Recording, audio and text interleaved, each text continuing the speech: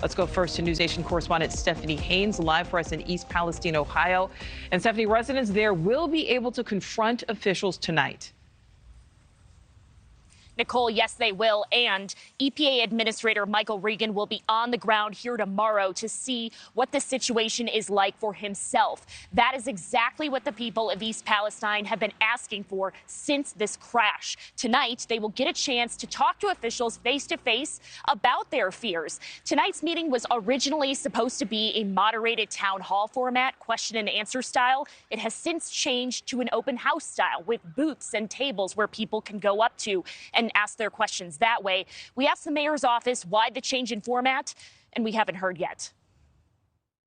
Tonight, the people of East Palestine are still unsure whether their homes, their water, and their air are safe. I feel everything they tell us is different. I know I haven't been giving us or the dog any water, from here. I probably won't for a long time. It's been a week since officials said it was okay to return home following the train crash and controlled burn of potentially hazardous chemicals. I think that stuff probably is just seeping through the ground, I'm assuming, and it burned up and landed somewhere, right? Residents are on edge. Thousands of fish have turned up dead. Odor lingers in some homes. Pets are sick. And some people say they, too, aren't feeling well.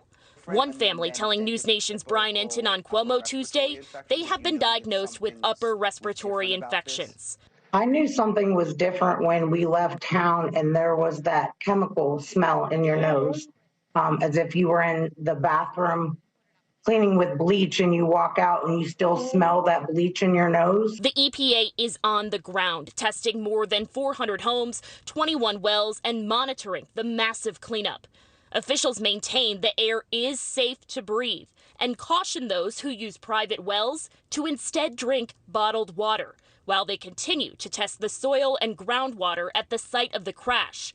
In a letter, the EPA accuses Norfolk Southern of rebuilding the railroad over contaminated dirt. I think that I would be drinking the bottled water, and I would be continuing to find out what the tests were showing as far as the air. I would be alert and concerned, but I think I would probably be back in my house. As time goes on, people in town are also expressing concerns about potential long-term exposure. Here's an environmental health professor from nearby University of Pittsburgh speaking to NewsNation's Marnie Hughes. I think it's a significant observation that so many animals, for example, are getting sick. I think animals can actually provide sort of an early warning sentinel system that sort of one can use to monitor what might be going on in an environmental disaster like this. Congressman Bill Johnson, who represents this area, says he's working with the Department of Transportation to come up with some rules that would require railroads to alert the state when they are bringing in these hazardous chemicals. He also wrote a letter to the CEO of Norfolk Southern asking for more financial assistance to the people here in East Palestine whose lives have been overhauled since this crash. Norfolk Southern says they have donated more than $1.5 million to more than 1,000 families and established a $1 million fund for the community. Meantime, that meeting is set to start here at 7 local time. Nichole. Thank you for watching. Go to newsnationnow.com to find NewsNation on your television provider. And don't forget to click the red subscribe button below to get more of NewsNation's fact-driven, unbiased coverage.